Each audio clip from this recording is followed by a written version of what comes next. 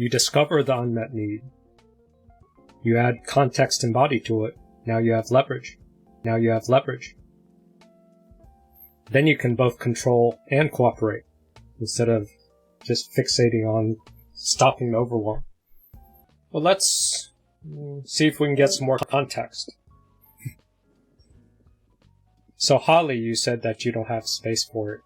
Is that now? Have you gotten progressively less space, or? Yeah, I feel like, I don't know if it's that she's become more demanding, or, like maybe in the past it was more give and take, and at the moment now it's because of her crisis, she's more demanding. Demanding or if it's in what something way? changing in me. In asking me to hold space as, for her to vent, being her, like she's just dumping her negative emotion, and she's doing it with anger, frustration. She doesn't want any answers, and she calls me and I'm like, oh, well, that's an easy solution. This is what you can do. And then you can handle that. And it's like, She no, doesn't it's not want the about answers. that. Okay. She doesn't want the answers. And I think what's happening is I'm just being pulled in. I'm being triangulated, and I don't like it because it's like, so the I feel like, triangulation might be the difference. Yeah. So. I feel like she's coming to me with a problem with her sibling, and it's like, grow up. You're an adult now. If you didn't solve this problem already, you're never going to. And you grow up and realize who your sibling is, and don't come to me. Are it's you like able I felt to like I was being parentified. articulate how you feel you're being triangulated, or how she wants you to answer a certain way to fit this triangle? We never got to there before she blew up and hung up on me. So yes, but she's still presenting a rant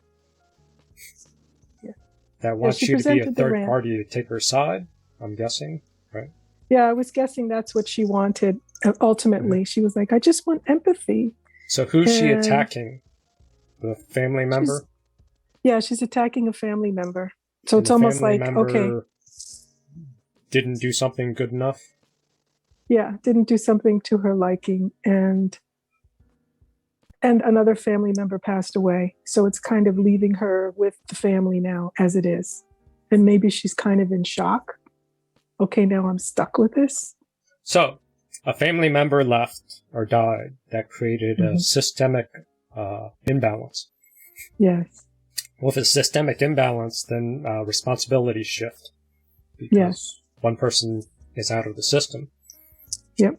So right now there's posturing on who takes over that responsibility. Yes. And her fixation is on one member that she's venting to you about. That this one member is not being fair, not whatever. But if you wanted to be more of an active listener, one idea might be to figure out what the feeling she's having underneath this resentment and anger.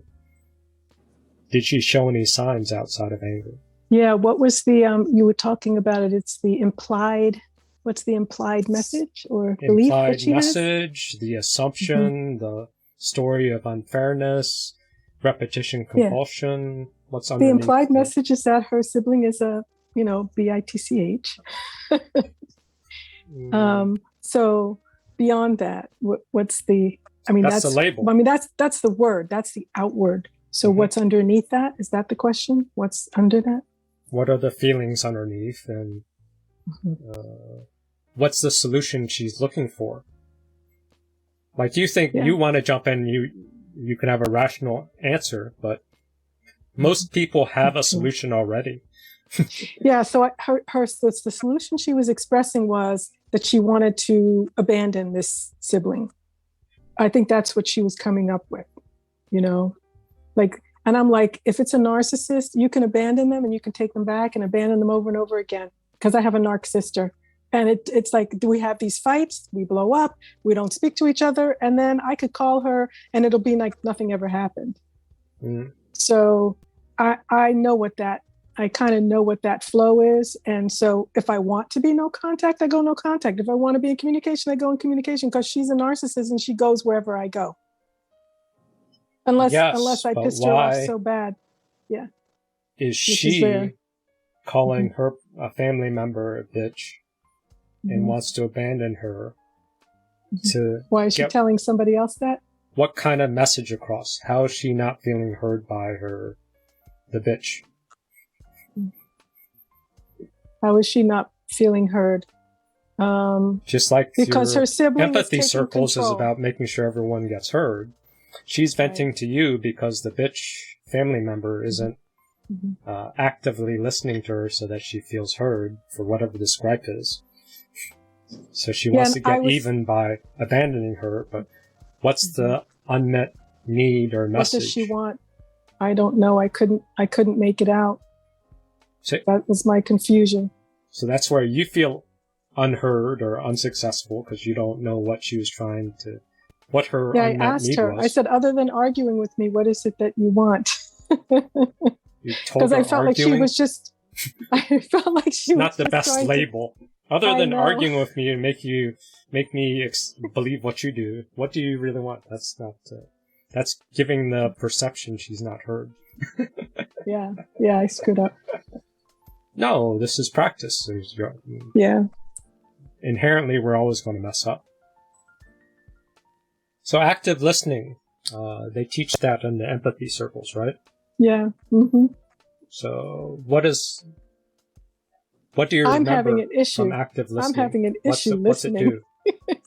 Reflective listening. Oh, she was flooding me. She was just going too fast and I couldn't keep up. And you said,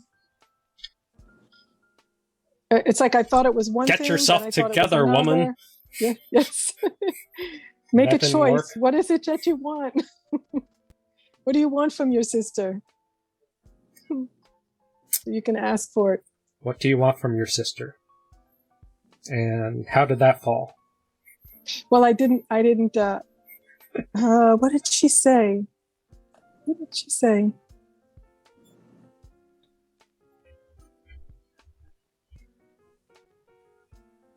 Or did I think I was feeling more like she wanted something from me. And I think I was focusing on what she was asking for from me as opposed to what she wanted from her sister. She was totally off. You could ask that too. Like, what do you want from me? I asked her that. She said empathy. And I'm like, I've been here before. I've been here where somebody died and it changed and the dynamics changed and this is normal and, That's your answer for empathy? I've been there, just like you, and I got over it. Welcome, Eric. There was some kind of argument over the photographs, and I couldn't understand what the argument was, whether she wanted the photographs or she didn't want the photographs, or, there was an argument over the photographs. Yeah. So the trigger was an argument over the But I think that what she photographs. wanted, I know what she wanted. She wanted to have a conversation with her narcissistic sister about how she felt about the people in the photographs. And I felt like you're asking for bread from a hardware store. You're not going to get it. You know this. Yes, you've known this for a year and a half now. You could play a surrogate sister to her. Because if you're arguing with her to give up the goal of the sister, now you're joining the triangulation. You've fallen for the trap of being triangulated by giving an answer that's trying to change someone that's outside of the group. Happens in this group all the time. Well, I'm not trying to change the sister. I'm trying to change her, which is the triangulation. Yeah, she pulled me into trying to change her. In relation to the sister, so. Yep. Same loose cause. Yep. So people watch videos and they argue with the video. That's triangulation because you're not talking to the person. You make an argument about this. And it's fun to triangulate, but you're not communicating with the other side and you want the other side to change or you want to change based on that. And it's just a waste of mental energy to act that out. Yeah, I felt like it was a waste of my time because I felt like all she wanted to do was blow off steam. You do not want to get into argument of whose time is more important because now you've fallen into the other trap. Since we've dived into the confusion, this wasn't really the model I was planning, but this is a tip of how to work with highly resistant patients it might translate. It's not the best resolution, but this guy's really good. So, the depressed client comes to you. The first thing, before you even move to one of these positions, is don't try to fix, don't try to suggest, try to learn in great detail into the minutia about their life, their world, what they're doing, what they're thinking, what they're feeling. Somewhere. So I tried to get into the minutiae with you, Holly, by saying, who's the person she's angry at? And now I slowly got to the details of some photo. So some photo thing triggered some desire for her to want to talk to the sister. And then we didn't really get to the feelings. The feelings was a little bit of resentment. And some punishment. That was sort of wanted to cut off. But it's not so easy when you're listening. So you listen to get the context, and then you have to look for these openings that he describes. In that minutia, as you're sitting listening, gathering information, hopefully, and many times I think you do, you get a morsel. You're looking for a morsel. You're not looking for a home run. Because people, the way they communicate and the way we communicate is we try to communicate to triangulate, because triangulation is fun. It goes nowhere, but it's what we're used to doing. So if you want to out of the triangulation, you've got to get to the morsel. So you have to be actively listening and hunting. Yep. It's not holding space. You just have to be curious. You have to keep hunting. I wasn't curious anymore because she was yelling. She was yelling, and I didn't want to hear the yelling anymore. If she's yelling, that means she's passionate. Yeah. Well, you could hang up. Yeah. Well, I let her hang up. Yeah. If she's yelling, she's passionate, and then you can now look for the morsel. You keep responding to get her to react stronger. I feel like she wants, well, no, I can't say it. Whatever. She was just yelling at me, and I felt like, it was like, is that the sad baby? The person yelling is the sad baby? No, that's the mad baby. What do you do with this? Mad baby yells. Yes. Sad baby cries and yells. That's right. Yeah. Yeah, so she was mad baby, and I couldn't hold space for that. I had just finished let the anger go by you, quiet not at you. Yeah. Just let it go to the side. Yeah. Or you jump in. You say, "Oh my God, that's horrible." You just escalate it. Pour gasoline. But you're looking for the morsel. Now, once you get the morsel, this is unconventional. It's something that you know motivates the client. And you go into that point and you start disrupting wherever you can. You start disrupting wherever you can. Because a morsel is a tiny door. She's starting to yell. That means you're getting close to a trigger or a button. I like pouring gasoline to amplify because you have to disrupt the morsel to open a door to discover what the pain points and what the actual issue is underneath the surface.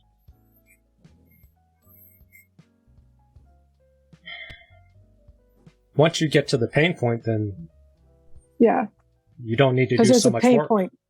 Yeah, there's a pain point with this. That's why there's so much energy and she's wasting all this time. But she doesn't know. She's not acknowledging the pain point. She might not be aware of it. You have more capacity as a listener to find their pain point, but you have to find the morsel. Once you get the morsel, then you have to disrupt the morsel. Pour gasoline, amplify, to try to figure it out more. Add body to the morsel. Then after you add body, disrupt. You disrupt the pattern wherever you can disrupt the pattern, not necessarily where we want to disrupt the pattern or where the client gives you an opening. The detail I want is going. You want a detail. What's the detail he wants? So you find the morsel, you disrupt it, then you're looking for a detail. You're looking for something precise. Now you have a game. See, before you were like going, I don't want to do something wrong, I want to fix it, I'm getting flooded, blah, blah, blah. You can reframe it and say, I'm looking for the morsel of truth, the morsel of humanity, the morsel of vulnerability. you get that morsel, then you disrupt it any way you can, because people hide their defenses. People do not want to share their genuine, vulnerable plight. They want to have a face-saving argument. Mm-hmm. Once you disrupt it, you're looking for something. What is he looking for? Mm-hmm. It's going to be a piece of information that the client has an irritating emotion about. Because And Holly, you had that because she's already getting angry. So she is irritated. So you already had the irritation done. Mm-hmm. Yeah. You just had to get body around what the irritation was about and what the actual human need, the vulnerability, the core emotion. Well, I held space for that, but she was quiet. She didn't say anything. Then but she didn't go there. She didn't go there. I needed to keep poking it. You poke what hurts. Uh-huh. It's irritating. You spend all your time find the irritating point. Then you start playing with that irritating point. I'm looking for an emotionally compelling reason to change. So when that client's talking, you want her to change, right? You want to say, grow up, whatever. If you can find the irritating point, you can start probing it, poking it, exploring it to reframe that irritating pain point to some sort of change. Or So emotional catharsis to get them to feel it, to own it, and then some transformation can happen. Holly? Okay, so I'm in a triangle. So am I supposed to take her side or take the opposing side? You know, what's the pathway to the wound, to the trigger, or what did you call it? The point. Irritating point. The irritating point. Mm-hmm. What's the pathway? Is it coming alongside her and saying, yes, your sister, blah, blah, blah, blah, blah? Or is it, going on the sister's side and saying, well, no, your sister's right, blah, blah, blah, blah, blah. And that escalates her more. Which is the path? Or Well, is there you can do another both. path? You can take her side. I would prefer to take a person's side alongside them. Mm-hmm. I wouldn't join them as saying, I'm joining you. I'm just sort of saying, I would want to get behind the person's psychologically and join them alongside, but not with them. Like, so you're angry at your sister because... Like, I don't understand, and how dare she, so I would try to amplify her feelings on next to her. But you can also play the other side. Mm-hmm. You could play the sister's side, and you can start role-playing the sister for her, for the sister. So you could say, fuck this triangulation, I'm going to jump in, I'm going to fully own the sister. I'm going to be the sister, and I'm going to talk out all the stuff that the sister didn't talk out. You could do psychodrama if you're really... if you're really bored or really courageous, you can do psychodrama, play the other person role. Well, and so what was confusing me too is because in my world, my parents left a will. My father left a will. No one cares about your world. Keep your story off the table. So I asked her if there was a will, and she said, yes, there was. And then she said, no, there wasn't. She said, there's a will for the finances, but not for the rest of the estate. So I don't get that. That didn't make sense to me. Because I was trying to understand, well, who has control of the stuff? That's a doorway to the irritating point, but what does that will or lack of will mean to her? That's what the feeling and meaning part is what matters, not the details of the will. Right. Let's see what else he says. Talking to me, they're going to give me a morsel. They're going to say, that's the one thing about this. I'm a little upset with myself. You got to get that one thing. Until you get that one thing, you're just spinning. And you feel it, because it's frustrating. I wish I'd have done that differently. Or that's the thing, I feel like I can't do anything. That's the one place I'd really like to change what I'm doing. They're going to almost as a pregnant passing statement talk about something that's really bothering them. And when I find the emotional thing that's irritating them, that's where you want to dig in. That's where you can dig in. And you're good at that, Holly. So when you get irritation, you dig in there, but you stay with the feeling. No fixes. Just make the feeling and the problem worse. That'd be my go-to. And in good counseling and therapy, when we find the emotionally troubling part, we don't diminish it. We want to initially magnify it. See, he gives permission. You want to initially magnify it. Codependents want to initially suffocate it, fix it. But now you're triangulating. Now you're screwed. You're caught up in the triangle trap if you do your knee-jerk thing of pacifying and soothing. The emotion. Increase the level of discomfort. Talk about that level of discomfort. And because that's what's going to get that client motivated to do something. So you had the anger, so that's a good start. You have to get it to the super pain point. I think 2 weeks ago or before, Eric mentioned the King's Speech talk, or that video, the movie, that I think Bradford mentioned before. And part of that technique to get the articulation out was to get that king angry. Once the king's was angry, then he could speak with passion and he lost the stutter. Mm-hmm. Irritated. You know, I feel like I wasted the day. Okay, and so I'm going to grow that up. So if you have someone already ranting, you got them in motion. Now you just have to go find the morsel.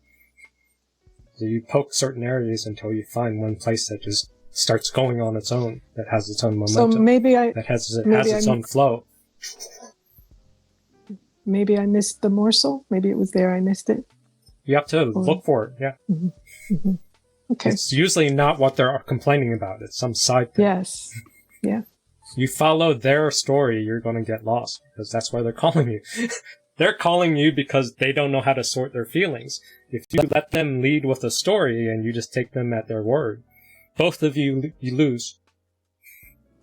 Oh, there's 5 more seconds in here. Let's see if there's anything. I'm going to feed that irritation because that's going to be a motivator in a detail. So you find the morsel that's going to be a side thing, then you feed it and you poke it and you amplify. So this is a professional. So it's not just me that's saying pour gasoline. This is a therapeutic technique that works. It's a little dangerous because most therapists are codependent. They don't want to amplify and help you heal faster. They want to keep a customer for a couple years or a dozen years. Another issue that you missed was pacing. Do you know what pacing is? So pacing and leading, this is also a coaching technique or NLP technique. Julian, let's say, is annoyed about some, I don't know, purchase or some issue she's had. Maybe travel insurance again, whatever you like. Travel. Stuck my hand out, bus went right past. Just like that? Loads of us standing there waiting, tons of us, and we were all, what they got, and then I eventually got on a bus, late, naturally, and there was a lorry that stuck, and it was too big to go around the corner, and there was somebody parked there, and everything in the world was just going wrong today. Whoa. And I was trying to get here in time. Wow. I know, and it meant it was a bit No. and I felt I was leaving, Janet down. You know how Yeah, that's you enough. just have these, like, Yeah, you do, don't you? But in the end, it was okay, actually. Yeah. I panicked for nothing. Okay. Yep, I'm here. Good. I'm present. Excellent. So in this particular case, Gillian had high energy. I met her with high energy, but more physically, not much talking. Did I talk much? Was I trying to dazzle her with my linguistic skills? No. Energy, I was sort of matching her, high energy, looking, Addison, but not higher, just slightly below. Once there was a sense of connection again, I lowered my breathing, slowed my breathing down a bit, and there was a sense that you naturally came down. Yeah.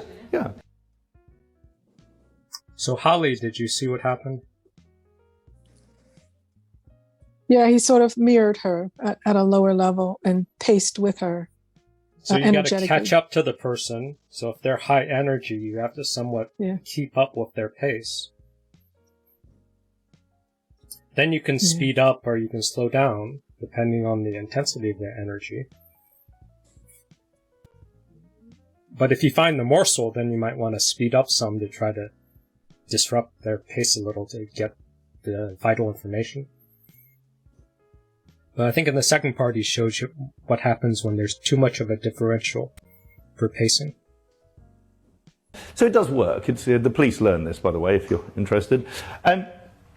Here's how not to do it again. Would you like to know how not to do it? Someone's angry. Okay, the bus. The bus? Yes, The bus? I knew it was going to be late. Well, come on. Are you going to put up with this? No, I'm not. No, this is pretty good. I say you should do this. But... No! Let's go and find the bloody bus driver. Let's go and find him and kill him. Okay. So you could have done that. I don't mind that. Just direct that energy away from you. Somewhere. Yeah. But this other example so in this particular is what case, usually happens. I met Gillian with even more. And then, you've probably seen the film Gladiator. Might be quite useful if you want to sort of, kind of launch an attack. But otherwise, possibly not the best way to calm people, especially if you're working in customer service.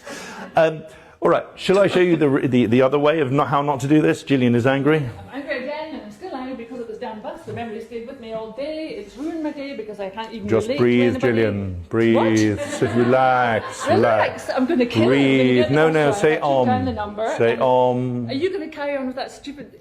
That's not help to me No, whatsoever. of course it is. You just... See, so she was angry at one thing, but now that he's trying to disrupt her pace, she's getting angry at him. You're painting a spotlight on you by trying to not reflect or match their pace. You need to relax, How can you be on my Gillian. side? How can you do Gillian, that? I'm trying to help. Just say relax, it's all good. So, in this particular case, Gillian had high energy. I met her with low energy, and it wasn't terribly successful. So, there we are, simple as that.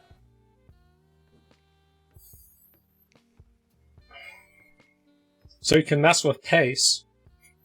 You add more pace or you slow down pace to create a dissonance, a rhythm dissonance.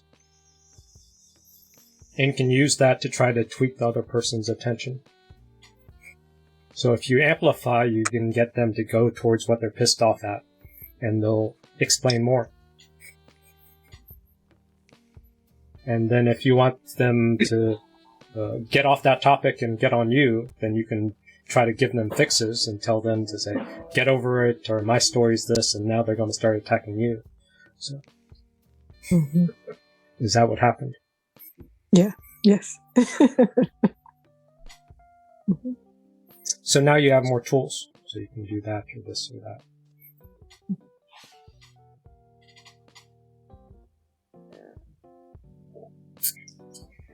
But Holly, you said that you felt you were flooded, or what was your... Yeah, I didn't want to match her anxiety. I just couldn't get up there with her. You said that you had no more space to listen to her. Yeah, I just, if I were to match that energy level, I just was like, I wasn't there. I was like, no, I'm in this peaceful place. I don't want to be disturbed. You felt she was an invasion. Yeah. A disruption. And how did that make you feel? Overwhelmed. Helpless. Overwhelmed and helpless.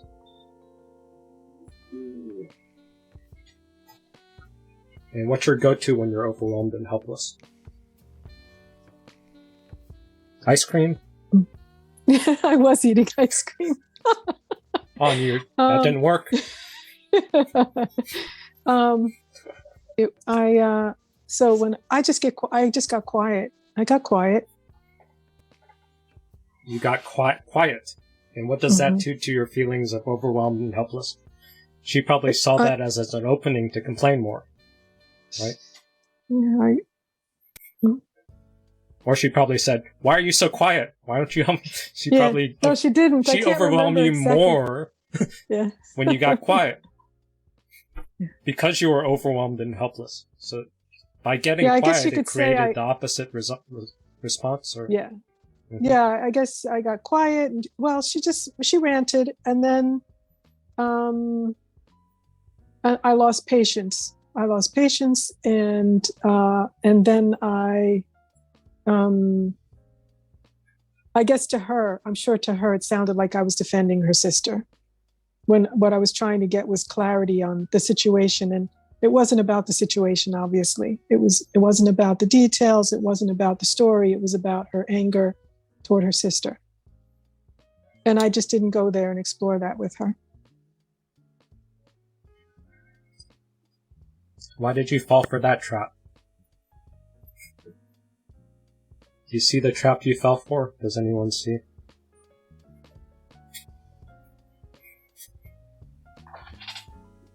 Was she looking for the focus to be on her, not her sister? You were overwhelmed and helpless. You lost patience, and then now your behavior, you're feeling guilty about your behavior, and she's blaming you for your behavior being wrong. Yes. So now I'm the bad guy. Now you're triangulated. Yep. Once you're triangulated, she can dump her hate on you. She can dump her toxic emotions on you. Then she can hang up and feel good. Yes. She won. So she won, but she really didn't win because she didn't resolve it. That wasn't her goal. Her goal was to attack me? No, her goal was to emotional containment, to share some of her emotions.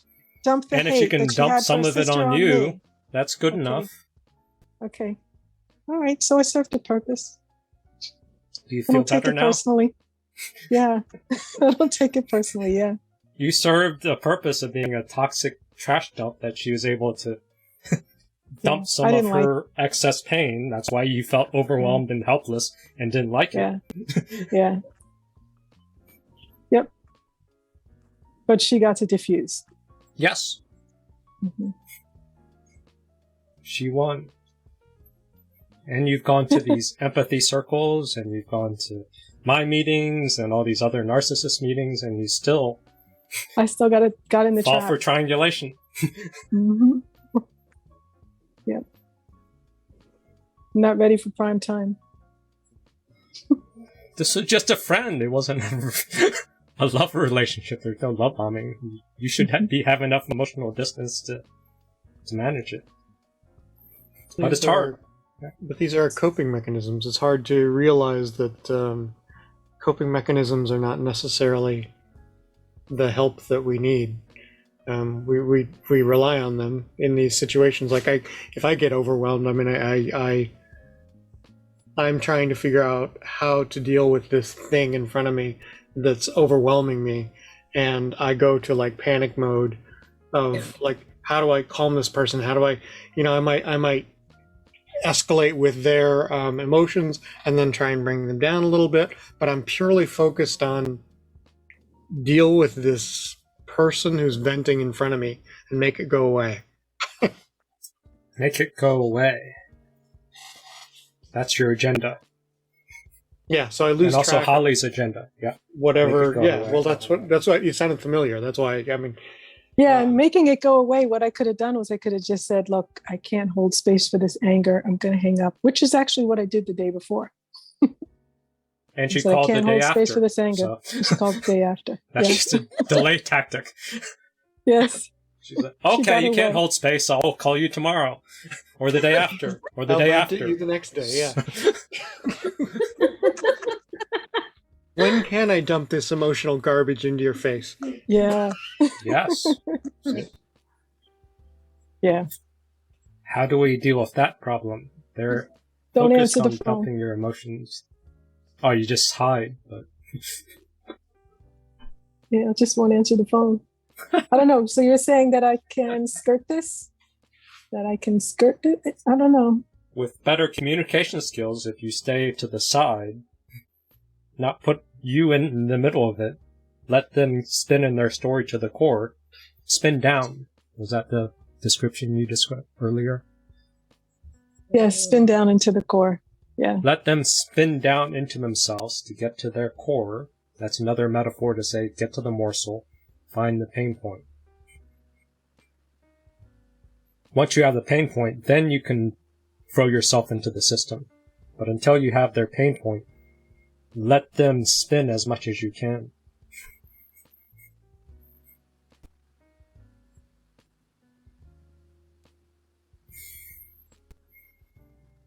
That was the problem of Mark's Visit Part 2, because I rewatched it after Saturday. Is I got to some of his pain points, but then other people jumped in and distracted, amplified too much. So he got Mark to disclose some of his personal stuff, and I gave him some space and honor, like, look, you're brave sharing this and that, and somebody else jumped in. Killed my opening. Because you have to invite the person, irritate their point, you have to invite them to go off onto a limb to expose themselves. Then you can sort of shake the limb, but you have to get them to go off out into the limb, using their grandiosity, using their desire to be heard. Get them to keep talking until they go out onto a limb. They think you're building a bridge, because it's the same thing. You're two people going off on a limb building a bridge. But you think that you're building a bridge, and then when they go too far, then you shake the limb. Or cut it off. Well, yeah. I don't want to hear somebody yell. It's like, I just don't want to go there. Put the phone further away. Lower the volume. What's the difference? I tried. I had my headset in. I got you. Mute it. I have no space for anger. Act like you've lost your signal. Like,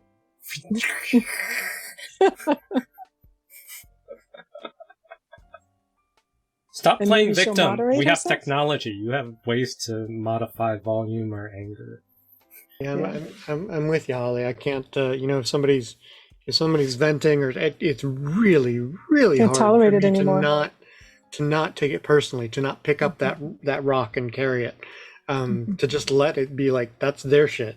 It's really hard not to feel it, to get overwhelmed, to have it just bleed into my boundaries. And I think there's an intent on their part to. They're almost inviting you to jump in. Oh, absolutely. Yeah. Ugh. Do I have to go back to just basics of reflective listening?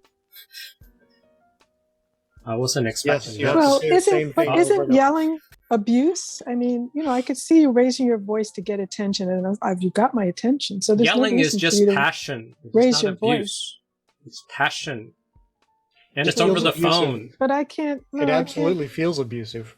Yeah, I don't like it. That's your flashback. I'm spoiled for 20-some years. I haven't been yelled at in 20-some years. 20-some years? Don't you remember some of our lovely meetings with what? Except Michelle. by my one. You called Michelle our lecturer. Well, everybody you made was Michelle here. leave because of your lecture I made comment. Michelle leave? After you said you can lecture us after the after party. Yeah, well, that was it. Left.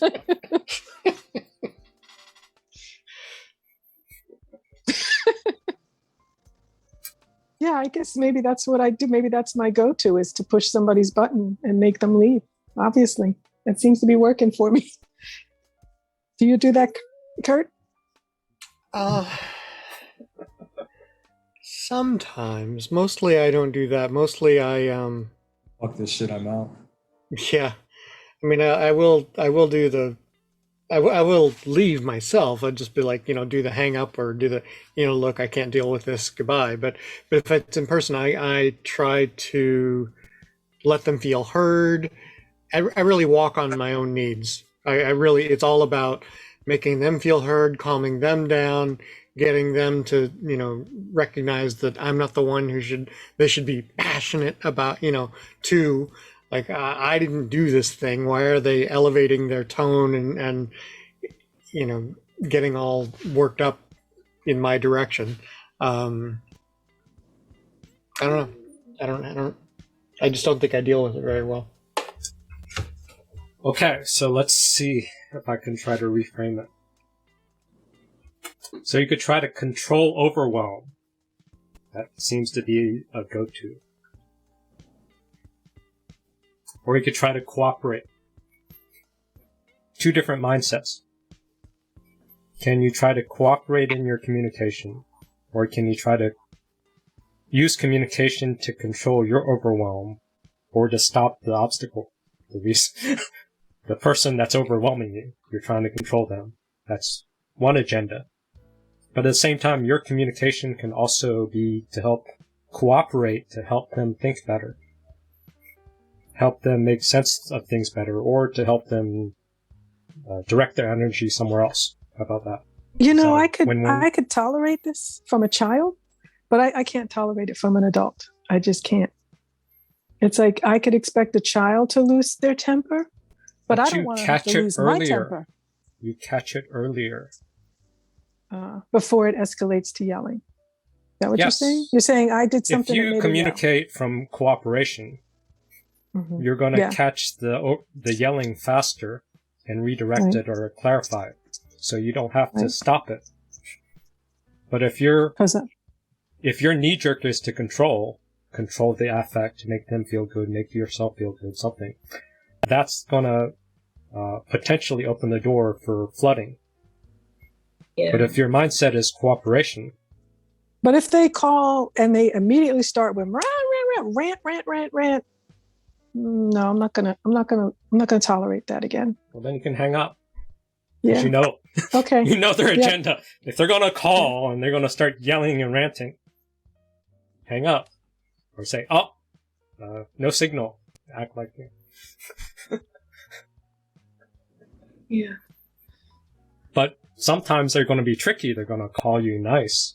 Then they're going to slowly escalate. In those situations, you don't have the out so easy. So in those situations, you could try to learn how to cooperate in communication instead of controlling.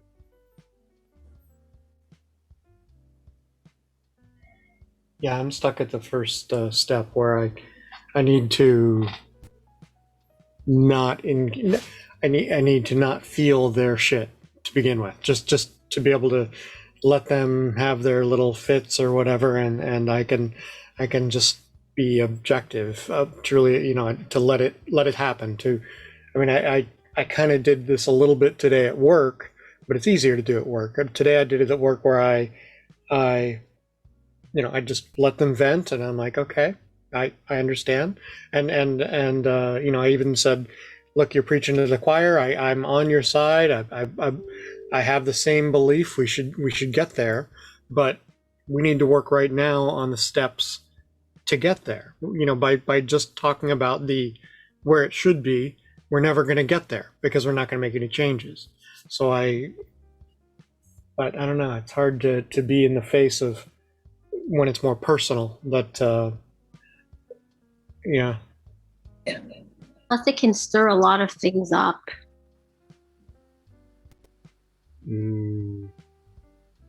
Their aggression, their conflict, their what? Well, what if it's that they're expecting something that's just impossible? You must have met my wife. Yeah. I mean, if it's an impossibility of what they're asking for, then what am I entertaining this conversation for? Well, this is so assuming. That they can wind down. Yeah. This is assuming the other person knows what's going on. How much proof do you have that they genuinely have a grasp of their feelings, of the other person's situation, and of shared reality? How much have you stress tested and reality tested their position? This person? Yeah, any person you're dealing with. We assume that they're honest and they have an idea and all this stuff, but a lot of times that's not true. No, they're looking at it from their perspective. Trying to get this chart into the system. In addition to control and cooperation. So, when we try to control and other people try to control, what they do is they control the semantics. What happened, and then they tweak the narrative of what happened. And then when you're trying to control them back, you're trying to tweak the narrative, tweak the framing to get them to look at something else. You play in the realm of what's above the water, what's on the surface.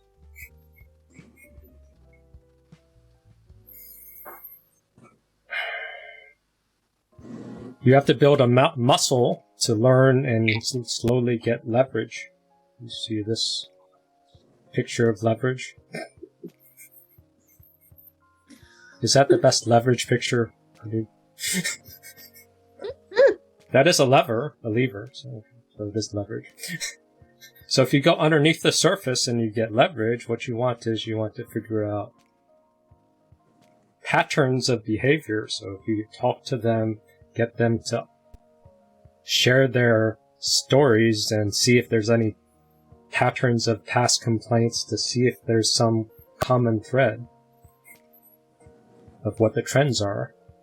And then if you're better to get into the pragmatic part of cooperating versus control, here you get to the structure, their relationships, who all's involved, and then you can get to the mental model. If you get to mental models, the way people think, the way their core beliefs are, their pain points, now you have leverage.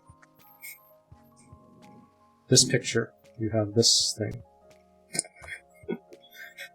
The faceless What if person. the core belief vacillates? What if what it is their perception of what's happening, or what the person is that they're trying to control themselves vacillates? That's over here. They can't make up their minds what it is they're You haven't gotten seeing. deep enough. You're just out, what the fuck happened? They're just running around with fire on their head, just pointing anybody. Most people hang out here. What they do with a narcissist, the mental model we have is we have narcissistic supply. Sex, services, and what's the 3 S's? Holly. Supply. Sex, services, supply. So we have the mental model of a narcissist, sex, services, supply. Then that can predict patterns and events. If you get deeper in this chart, you can now cooperate with them for their sex, services, supply to negotiate. Or you could use that as leverage. Mm-hmm. Their pain point. So you get them to go out onto a limb, you get them to overexpose themselves, then you shake the limb.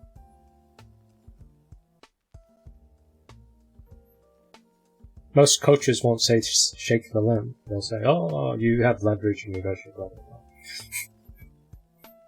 But it's the same thing. You can help them win-win, or you can exploit them. I don't care. I give you permission.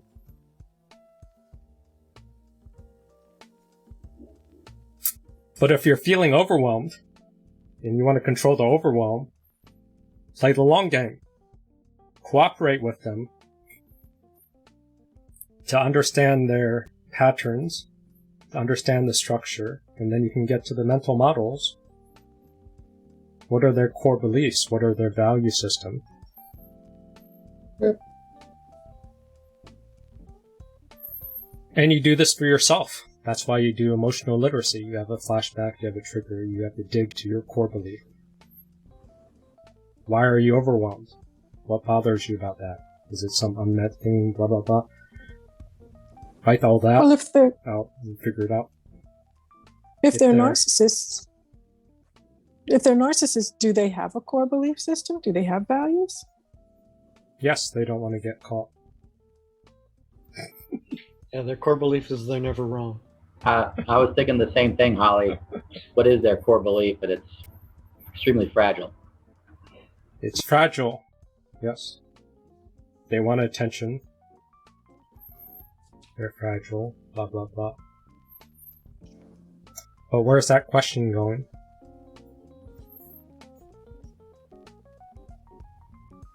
Or where do you want it to go, Holly?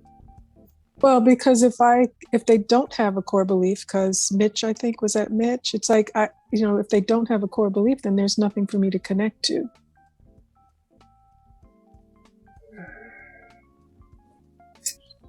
Okay, what if you relabel core it's belief into an unmet need? Really? Yes. It's about the sex services supply. So It's about is there any human being that's not going to have an unmet need? No. You discover the unmet need. You add context and body to it. Now you have leverage. Then you can both control and cooperate instead of just fixating on stopping the overwhelm. And does that put you in a place of empowerment? More options. Always good to have options. Leverage. Oh, sorry. Keep going, Shelley.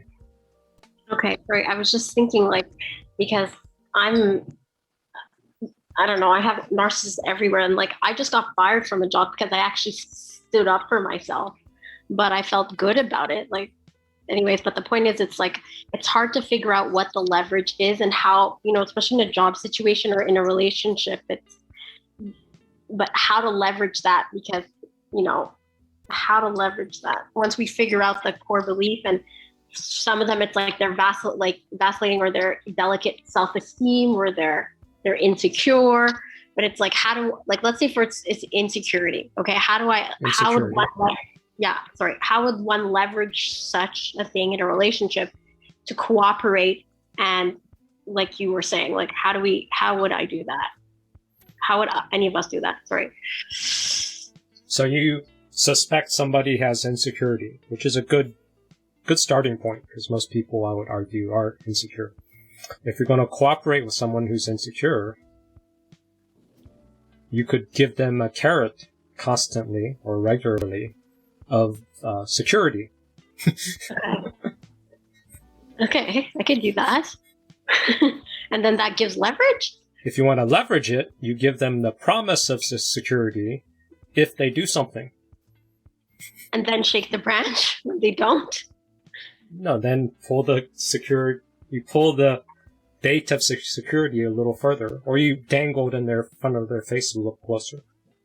Yeah, in a work environment, you never quite fix the other person, because it's just a work environment. So you just learn their buttons and the ways to navigate their levers, and you have to compliment their hair every day, or you have to walk in and say, hey, what a great idea you had yesterday, every day.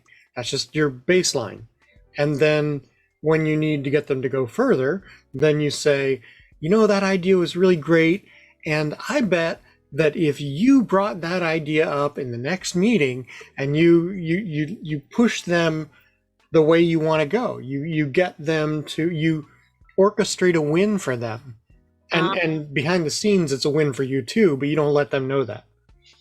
Oh my gosh, I love this. So it's like essentially turning their game on to them, if you will. Like, this is my Machiavellian specialty at work. So.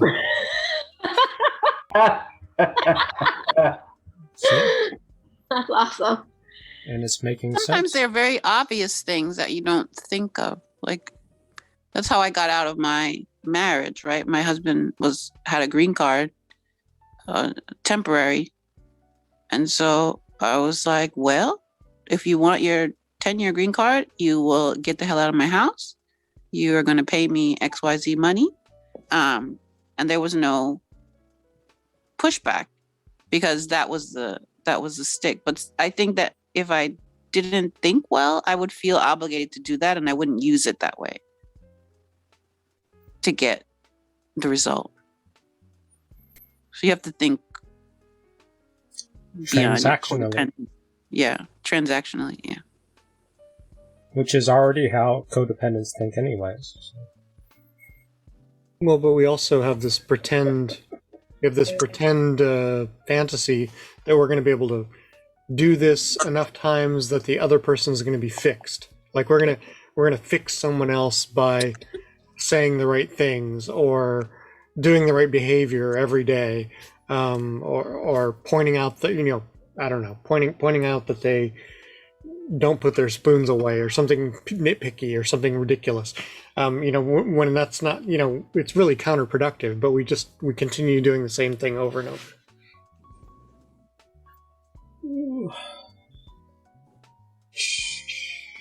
But hey, you bring up a great point because it's about creating the false reality, but turning it around on the other person, that you're just going to play along with that false reality so that they will buy in that you actually are going to, no kidding, follow through on that false reality. And it takes time to actually be able to pinpoint that and to see that and then to exploit it. This is pretty good that if you're dealing with a narcissist, they're distractible, right? So if you promise a false reality, you really don't have to deliver. Because the idea of the false reality is good enough for them because they're desperate. And when they want the delivery, you just distract them by going, hey, look over there. You never have to deliver. It's just all smoke.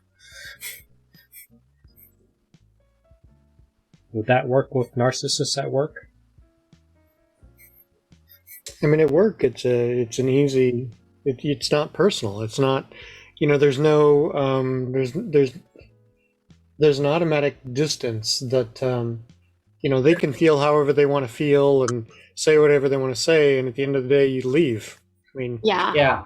You don't have to sleep in the same bed as them at night. Right. Yeah.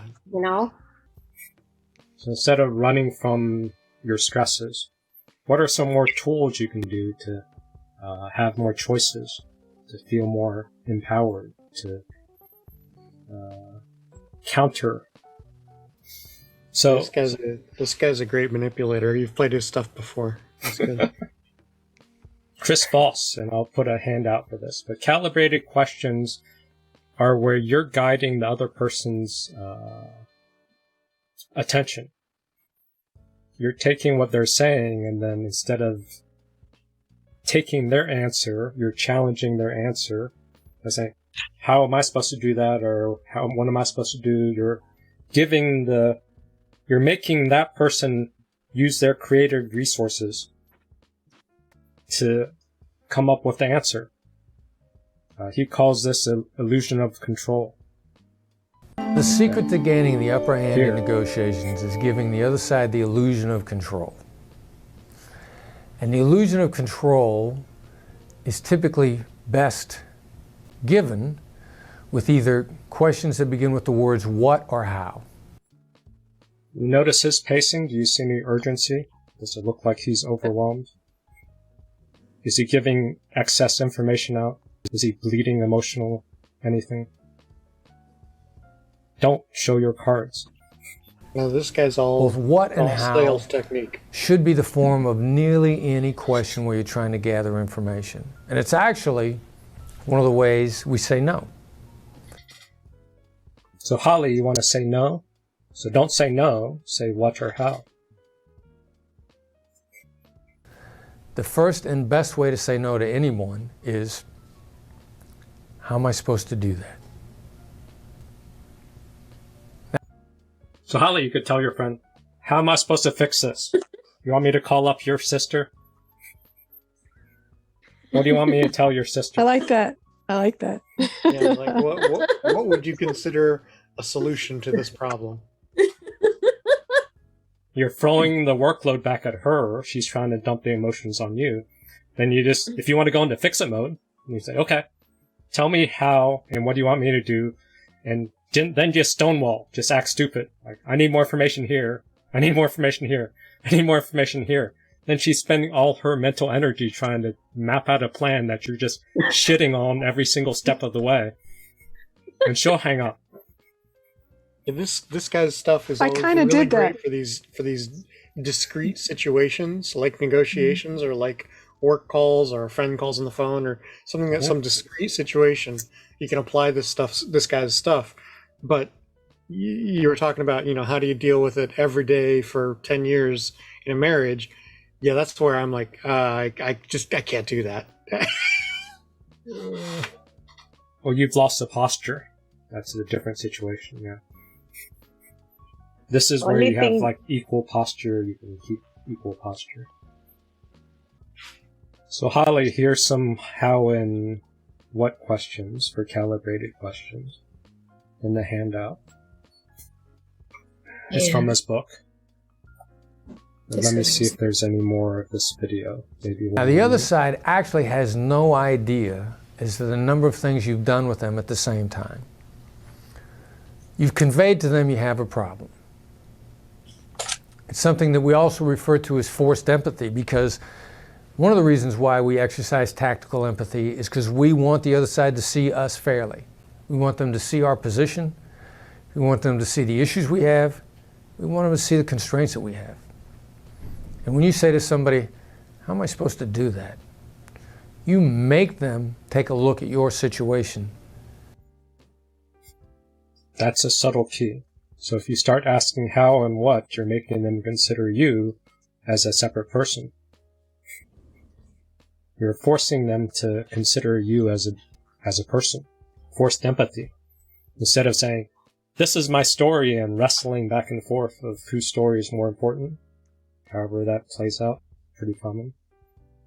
You can force empathy by asking questions, calibrated questions. By whatever problem they throw out, and then you just play dumb. Before they respond. And they think about it in a number of different ways. I've had a number of different people I've coached through negotiations who have felt completely helpless.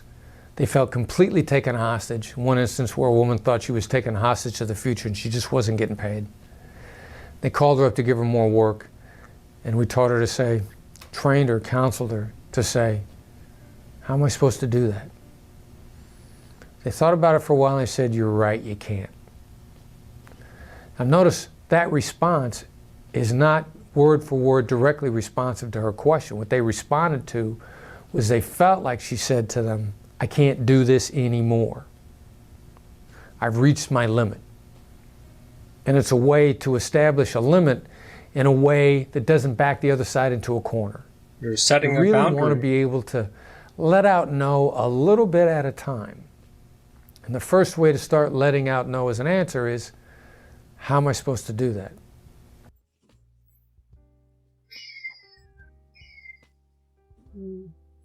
So, or you can say, there, what about this is important to you? Isn't that what I was asking Holly? Why is she ranting about the sister? What's the important? What's the morsel? Why are you so hooked on this position?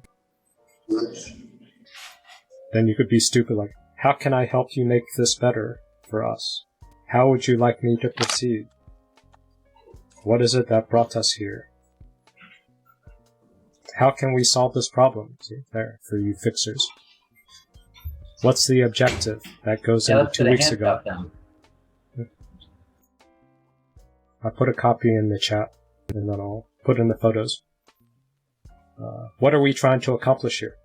So you can always go back to that. Why are we talking? What are we arguing about? That's the go-to. I do that in this meeting sometimes. How am I supposed to do that? Some of them sound aggressive, but I get the point. You can tweak your tone. You insert it in a certain position. I'm using it more aggressively right now. If you combine it with summaries, so you reflect it back to them and you get them talking so they feel heard. They feel like you're not a threat. Then you can ask these questions in a disarming way.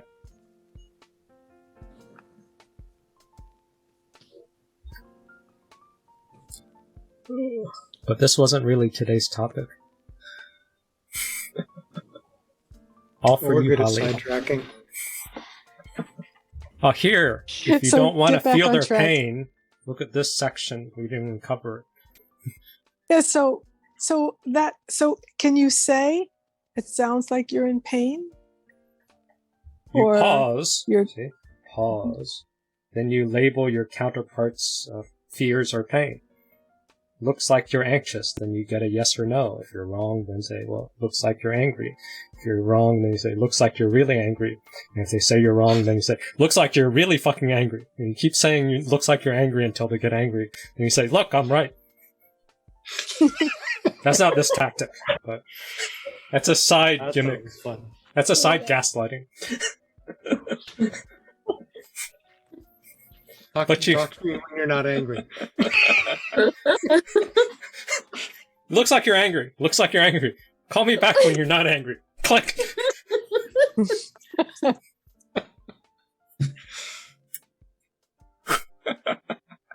But this technique, you label it, you're trying to diffuse it. So you try to be accurate with your labeling. And then you also can list the worst things in advance before they do. You're going to probably say, I'm terrible at listening. You're going to probably say, I'm a fixer. Everything that they're going to potentially yell at you, throw it out there in advance so that disarms the attack.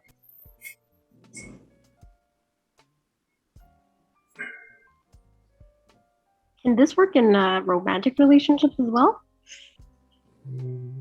Sure. Why wouldn't it? Once you have a pattern, you know your romantic partner's attacks and styles, you can disarm their attacks by calling it out first. That's what this accusation audit does. Then if you see their emotions coming out, you can label it for them in advance, so then it disarms or lowers the charge of the emotion. Or you can use it to gaslight them, so you can label an emotion that's not there, and just keep poking them until it comes out. So that's not... It's not part of this model. That sounds like a lovely relationship. That's because Kurt threw in the Machiavellian mood, so I'm just amplifying. Go ahead, blame Kurt. Nice job. See? It works, whatever. Accusation audit. Before people blame me, give someone else to blame. You gotta be ahead of being blamed. That's all you have to do. One step ahead of being blamed. That's the key. Just insert doubt. Yep. Oh my gosh, that's so funny. So, there's his book, Never Split the Difference. There's Zoom meeting, tactical apathy. I covered all this stuff a year ago or something. Plus, he has a lot of videos and master course. He's good for negotiation. Okay, I want to share this because of Dan. Dan's here, thank you. Because I still remember being a criticism. You got to be strategic. You got to be cunning. You've got to be intelligent. I really want to see more cynicism from you guys. More cynicism from you guys. Cynicism. Really your utopianism frightens me on your behalf. Your willful naivety. Richard Grannon is frightened for us people who aren't cynical enough. Why would he be that way? Look at this metaphor he uses. Your willingness to shove your head under the duvet and hide from the demons. And I'm like, there's no protection in that fucking duvet, The claws get right through. You've no chance like that. You stand and fight, you have a chance. This insistence on pretending that you don't know very well how the world works is exhausting. It's exhausting. You know how the world works because you've lived with evil. You've slept with evil. If you're here, you probably were shagging a demon for a couple of years with evil.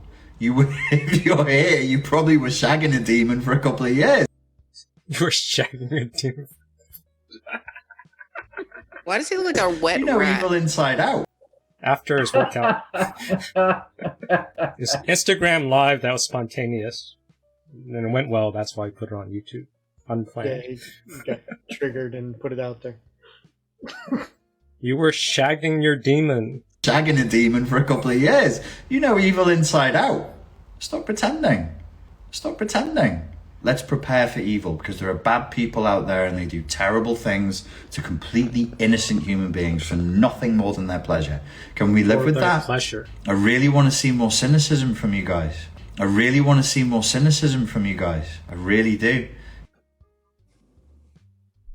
I got Richard's permission to be cynical. So, I mean, I think I really want to see more cynicism from you guys. I really want to see more cynicism from you guys. I really want to see more cynicism. Is that possible, Deef? That you could be more cynical? Not you, Kurt. Not you. Me. there's a important, I think You can be cynical, or you can be, discerning and say, well, I can tell pretty early on now my NPD radar goes off, and I don't want to relate to this person, but I don't have to sort of assume that the bulk of mankind is out. The nature of mankind is bad, evil. So you don't agree with Christianity's fallen nature? Oh, I'm there. Human is sin. And we're all we all have, I believe, dual nature of being good and bad. But I'm not. So eating the apple didn't fuck us up. We're bad to the core. It takes a lot of effort to be good. That's okay. It's a minority view, yes. But it's more of a progressive view. This sort of clean slate, everyone's born pure until they're corrupted, blah, blah, blah. But did you sleep with demons? Were you shagging demons? Yep. For a long time. Yep. For a long time. So how can you pretend that there isn't evil if you were able to sleep with a demon? But so he's calling the borderline, a demon. I don't see any redeeming value in a demon. It's not like, what I mean? Is it? Demons are fun. But do demons have a good part? Yes, they're fun. They're exhilarating. They're power. They used to be angels. They used to be angels. Yeah, they're fallen angels. Right. Woo. But now they're just all evil. Let's write them off. They're just demons. They're just demons. I mean, demons can be cool to hang out with once in a while. Yeah. I mean, I don't want to take them home to mom, but you'd shag them. Maybe. As long as I can contain the whole, I'm gonna fuck with you and I'm gonna end your life thing.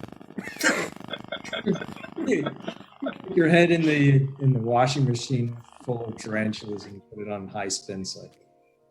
Well, Kurt wants boundaries with his demons. That's I need to work on my boundaries. Yes. Yeah. I don't need to work on their boundaries. I need to work on my boundaries so that I can say, okay, yeah, well, you might be fun for a little while, and see ya. Peterson said something like that, I think. Satan or devil is a neutral term. It stands for adversary. The adversary. Yeah. Prowls around like a roaring and ramping lion. So your adversary... Seeking whom he may devour. We demonize them, but your adversary serves you a purpose of giving you an adversary to point out your flaws. To expose your wounds. To open up your trauma so you can die and get reborn within the Christian model, or even my chronic pain model. Or you can hide underneath the duvet and think the monster's claws don't go through the duvet. But demons are great. They're sexy, they're fun, they're... Exciting. Yeah, they're a lot of fun in bed. You just have to know how to get them to exit. Or be willing to cut off your own arm to get out of the bear trap, yeah. Cut off your own arm. There's your answer.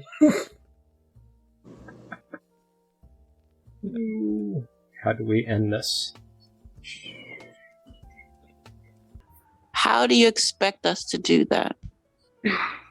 So what would that look like? Can you give us an example? I don't expect y'all to do it. That's why I'm racking my brain trying to figure something out. How do you expect yourself to do that? Oh, here. This fall. Massive doses of the toxin and poison and venom of grandiosity. Massive doses of the toxin and poison and venom of grandiosity.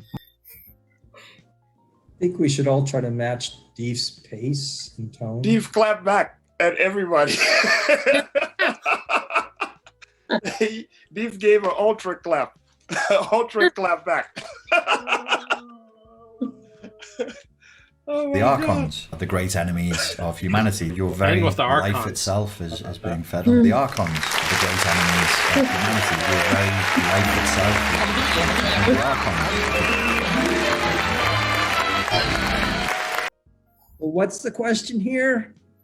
This was what's the question? What is the question now? What is the question now? What is the question now? What is the question now? Like, what are we discussing? Who remembers Monica? Yeah, I remember. So was he codependent? So was he codependent during those 6 years? What's going on? What's happening? What are we doing? I'm confused. Can you go back? Oh no, I was just curious. Oh no, I was just curious. Oh no, I was just curious. No, I don't have anything to say. I just thought I'd take up some time. You guys are harsh. You guys are harsh. Poor Monica. My goodness. Boy, she's turning over on another Zoom call right now. Savage.